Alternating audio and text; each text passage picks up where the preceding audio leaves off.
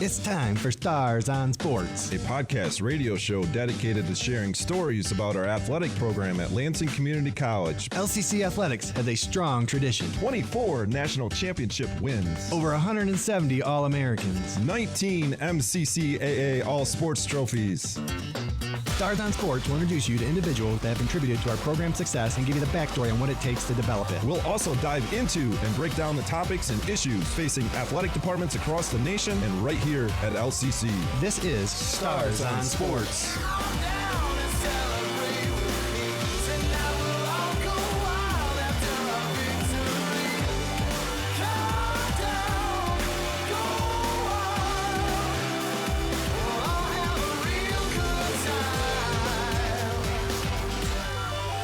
Hello and welcome to another episode of Stars on Sports. I'm joined today by our Assistant Athletic Director, Stephen Cutter, and our producer, Dedalian Lowry.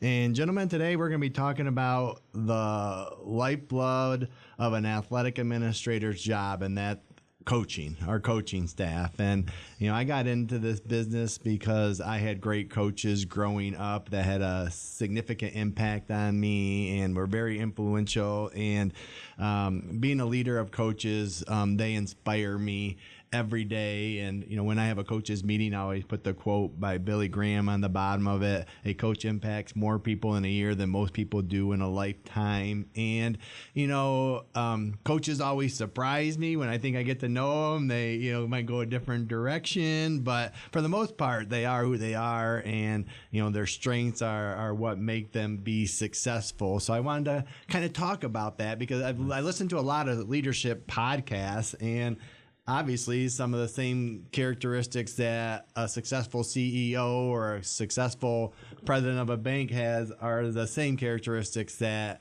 successful coaches have. And the other neat thing about leadership and especially in coaching staffs is there's different ways of doing things. It just, every coach is different, and, it just what works for them, and they can be successful by being who they are instead of everyone has to be a model or of the same mode. And I'd hire a lot of coaches over my career, and I've revamped my list of what I'm looking for, and we'll talk about that through this podcast. The list? Yeah, nice. The list. Nice. I gotta find it in my pile here. I might have forgot it actually, but it's here nor there. I know it. Old school paper. I am that. Post-its. We've been joking about post-its in my office over last week. How many I have. I do that. So yeah. So but it's evolved, but some of them has stayed true. In my previous job at a lower level of athletic competition, one of the main premises was if a coach could communicate and was organized, they could be successful because of the audience they were dealing with. But I truly believe that's kind of true for every leadership, especially communication, because I learned a long time ago, communication is at the root of all problems and it solves all problems. So when at my previous level too, I looked for English teachers because they had a background in communication. So I thought English teachers made great coaches, but in that same sense, teachers made great coaches. Coaches are teachers. That's what it boils down to. I saw an article a couple of years ago that really stuck with me. I loved it. Is when you look back at the word coach, it in the old days, it was a carriage that took people from one place to the next. Mm-hmm. And that's what coaches do, taking student athletes from one place to the next. I think it's a very fitting word. So, Coach, any initial thoughts on coaching characteristics? I'd like to talk about head coaching, assistant coaching, and that. But again, I just like some general things, and that'll kind of the direction we head. Yeah, leadership I think I certainly am excited to dive into this a little bit and trying to completely understand the direction you want to go with it. But I believe there are strong parallels between athletics and the business world and CEOs and presidents and everything else. There are very strong characteristics. I like the initial understanding that a coach was taking people from one place to another. There's also the piece of it that sometimes there's just not enough room on that carriage to get everybody to where they need to go. Really? And so there's that whole world there as well. Yeah. And I think, Dedalian, I'll get to you in a second. I think most coaches do a great job of getting as many people on that carriage to that next place. What about you, Dedalian? Even in, I think of you in music all the time for some reason. Sure. But even in the music world, what are your thoughts of? Well, I mean, it comes down to leadership, really, is what you're talking about, and to me, it just seems like there's been quite a bit of shift over the last, I don't know how many years, but where empathy has become a little bit more prevalent and significant in being in a leadership role, as well as emotional intelligence. So. Excellent. It's incredible emotional toughness as well. Yeah. The intelligence and the toughness. And I do believe that the empathy is greater. I know one thing that I kind of stand by is state the facts and speak the truth and that is the communication style that I use with student athletes and with people that I coach. But there's also lines, some things that I won't touch is belief systems. If somebody has a higher belief system than maybe what they are, I really don't touch that piece of it because those are really hard to build. You can start working on building the skills, but not necessarily touch the belief system, because if they have something higher where they're believing in themselves, that's an extremely positive thing. They think they're better than what they are.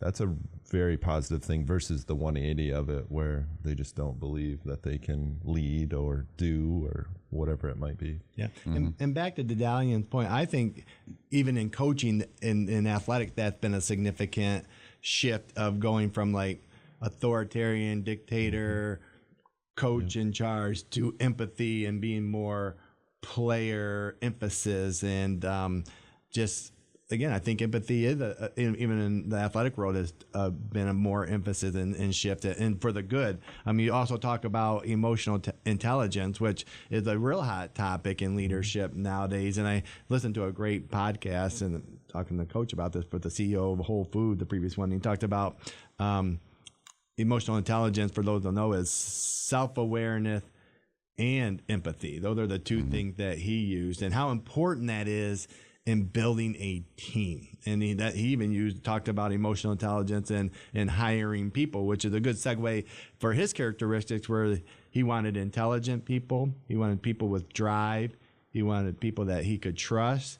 And his number one characteristic was integrity, people of integrity, and then caring. And to me, that last one is one of my biggest ones, is someone that cares, because I think they'll do that extra mile. And my favorite quote that I also use on a coach's agenda is, people don't care how much you know until they know how much you care.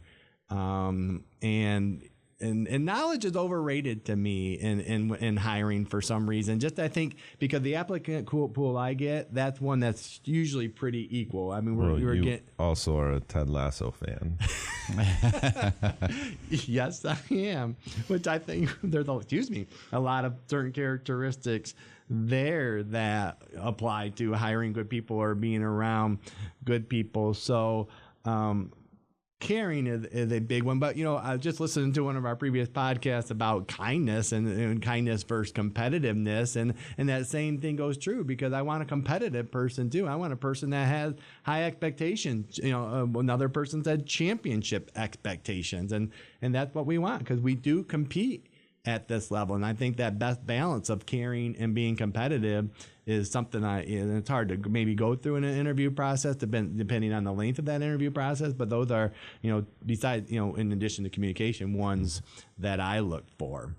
Yeah. And I think there is a balance piece of it, because even with the empathy piece, you can put yourself in other people's situations or shoes or whatever it might be and somewhat understand that. But with the coaching piece of it, you're trying to take them to a different level as well. And so you've got to, not only understand where they're at to be able to get them to the next spot. And I think that's huge as a leader of coaches, is understanding your coaches, because I think that's one of my main jobs, is to develop coaches, help them get better, to challenge them, to work with them.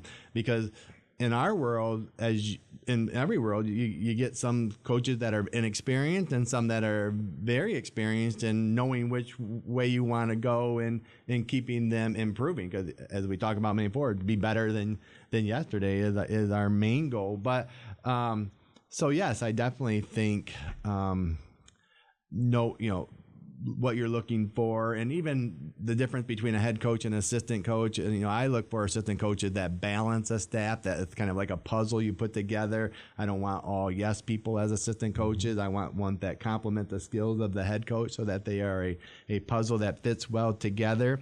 But, and they're very important at our level, in all levels of because of the individual they deal with, how much they deal with student athletes on a given day. But the other big attribute that I think big at our level that we don't maybe emphasize, the programs that are really good emphasize it, but is recruiting. At this level, coaches have to be good recruiters. Excellent recruiters. Excellent. It's the lifeblood. And, I talked to a D1 coach about 6 months ago, and he said I asked him what made their staff so successful, and he said recruiting, surrounding yourself with a good staff, and teaching leadership. And talking to a D2, one of the best D2 athletic directors in history, he would do a recruiting shop every year with his coaching staff, a 2-day recruiting shop, making sure they're all on the same page of how they recruit. And because back to our brand too, that, you got to recruit your brand, and we both talked about how winning can help with recruiting or successful. But, so at this level, it wouldn't have been in my other job because you couldn't recruit, although you did have to go out and recruit the hallways. But recruiting is an integral part of at least the coaching leadership skill. Yeah, for sure. With all the things that you're talking about, it's whether it's with intelligence, competitiveness, whatever it might be that you're looking for in people to grow, all those things can be built. They just take time. And it's much like putting 50 people in a weight room and having them all do the same exercise for 30 days. You're going to see significant growth in certain people, and you'll see less growth in others. And so you never really know. When you're recruiting, most of this stuff is really hard to measure. You might be seeing people when it's sunny and 75 and on their best day. And you might also show up to another place and you're seeing somebody on their worst day. And you can get some measurements from that kind of stuff, like how they're reacting, or, whether they're selfish or selfless and some of their actions. But it's pretty difficult because a lot of this you just can't really measure. And I think that's another nice pathway in the sense of hiring is a gamble. I mean, I always joke that when people complain about a coach, be careful what you wish for. The grass isn't always greener on the other side. And just because a coach has a bad year doesn't mean they're a bad coach. I mean, it could just have been a bad fit. It could have been injuries. It could have been something. And we can define the definition of bad, because I see you over there smirking. But that's the other thing too. And it's hard, is finding the best fit, because just like I have who my favorite college is, and there's been, certain hires in the past that they were the best coach available, but they weren't the best fit for that institution. So to your point of some things aren't measurable, and you're taking a risk anytime you hire that you're hoping it's a good fit for that program. So you got to know what you're looking for, and that's not always easy. I mean, usually when you hire, there's two reasons when you usually hire. One,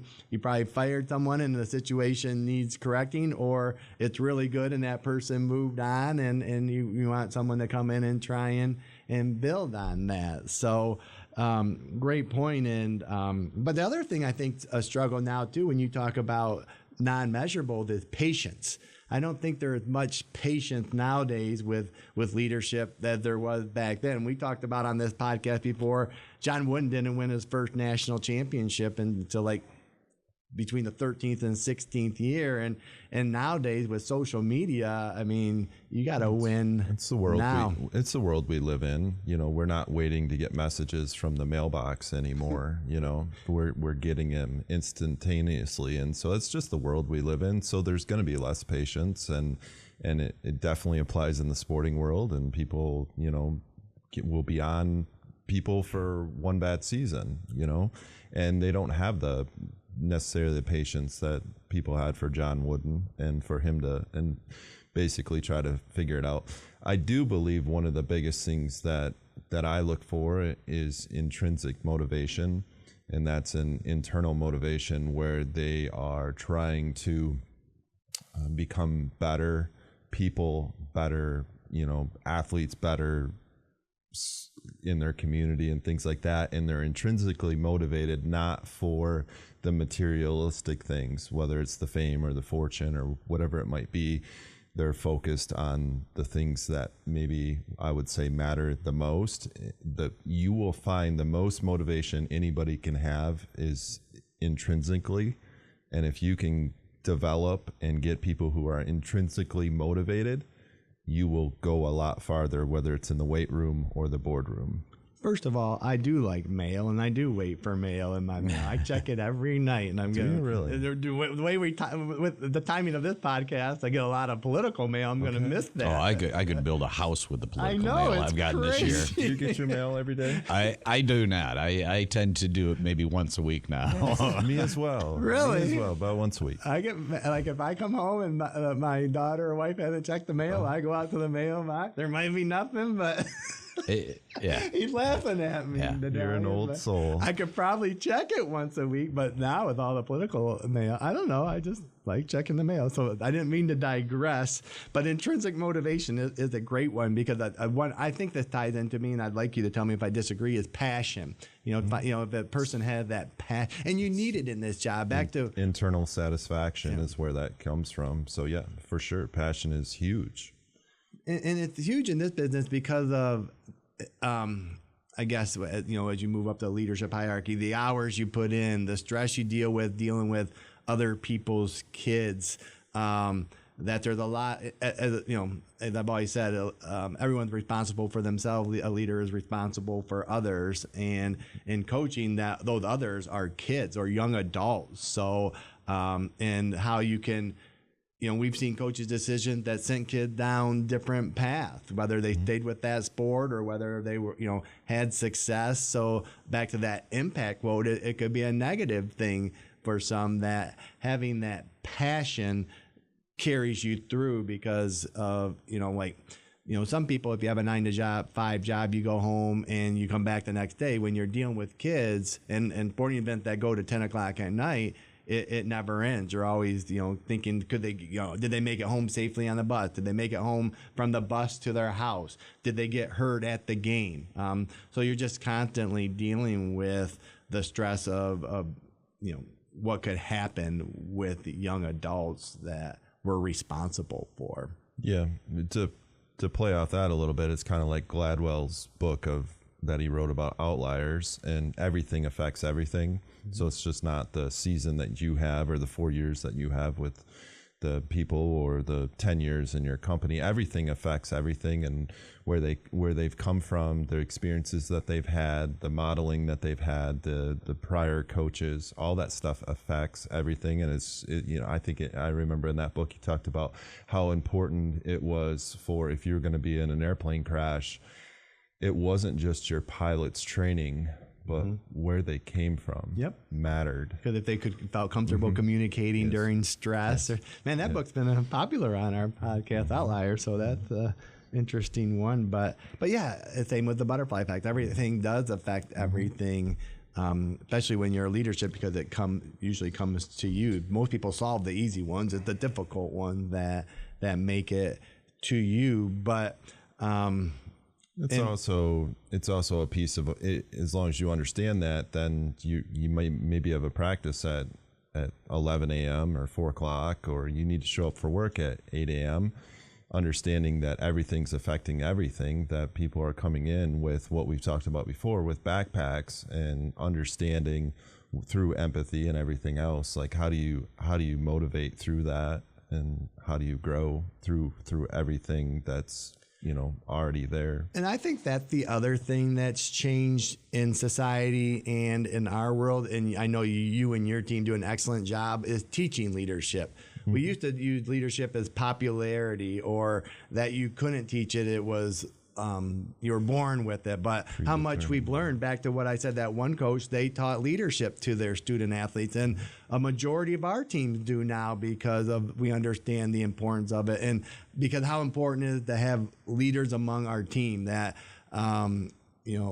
coach fed, player led, your motto that you use, that if a leader's the only one talking or teaching or learning, back to it, I think of having a strong assistant coaching staff, it gets old, it gets tuned out, where if you have players that are helping you spread that message and teach it. So I think that's another big change in society and business, is what we've learned about leadership and how we teach leadership. And I think the successful teams do teach leadership on a frequent basis. And, we have 3 or 4 teams that do leadership training at least once a week.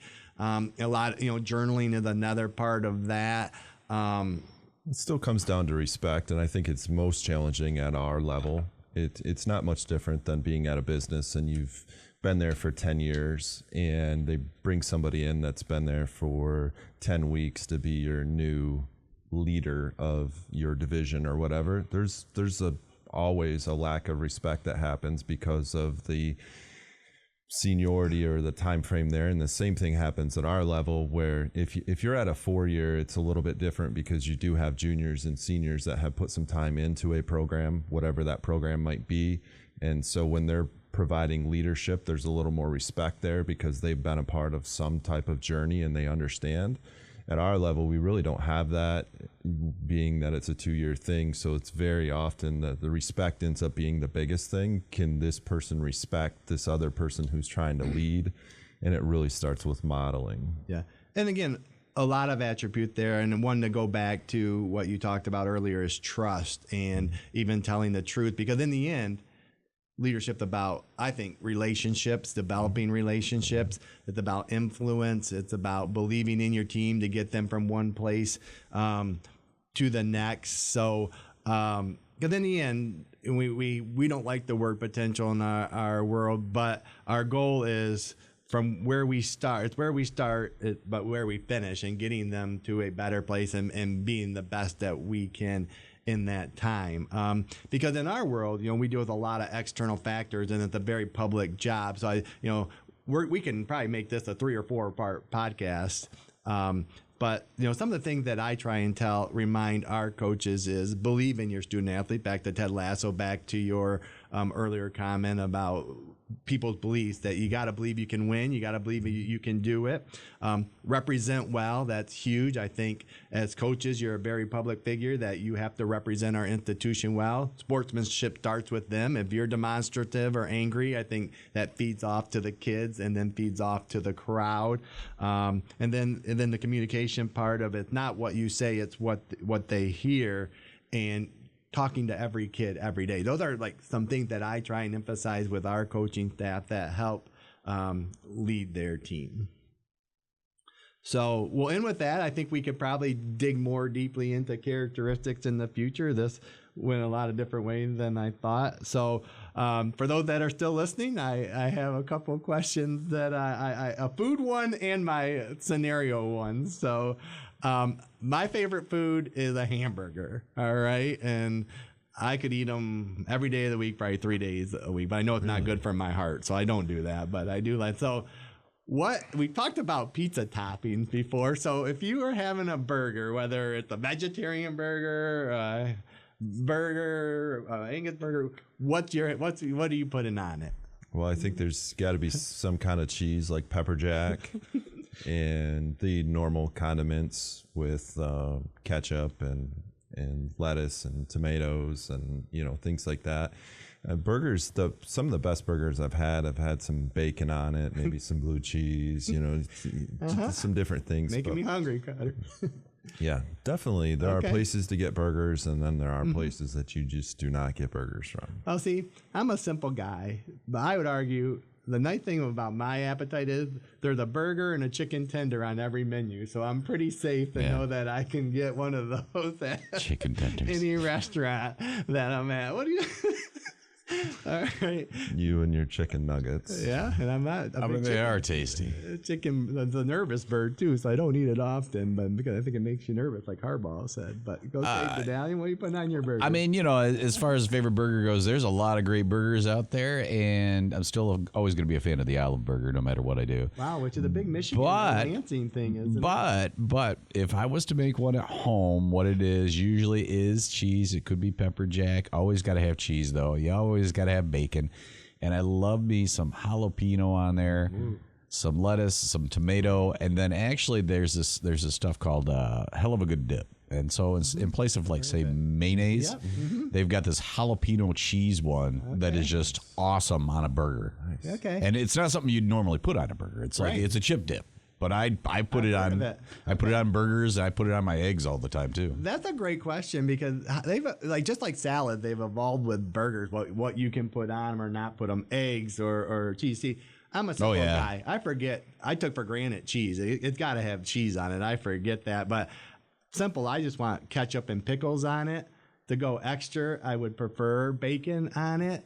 But the new one is like these rodeo burgers that have an onion ring. Oh yeah, the onion rings. On it. That's kind of been my favorite. Some barbecue. One recent, barbecue sauce. My wife got me hooked on having maybe mayonnaise on your burger, but simply for Laddig, it's ketchup, pickles, and cheese, and then maybe some bacon or an onion ring on. See, simple, I'd go just the deluxe mayonnaise, lettuce, tomato. Okay, and that the number one with in the every cheese. combo meal, probably pretty much. So we're gonna skip my other question because we are out of where I time. want to be. So until next time, go Stars. Stars on Sports is recorded live at the WLNZ studios. Engineering and production assistance are provided by Dedallion Lowry and Jeremy Robinson. You can listen to this episode and other episodes of Stars on Sports on demand at lccconnect.org. To find more information about our athletic program, visit lccstars.com. Thanks for listening. Go Stars!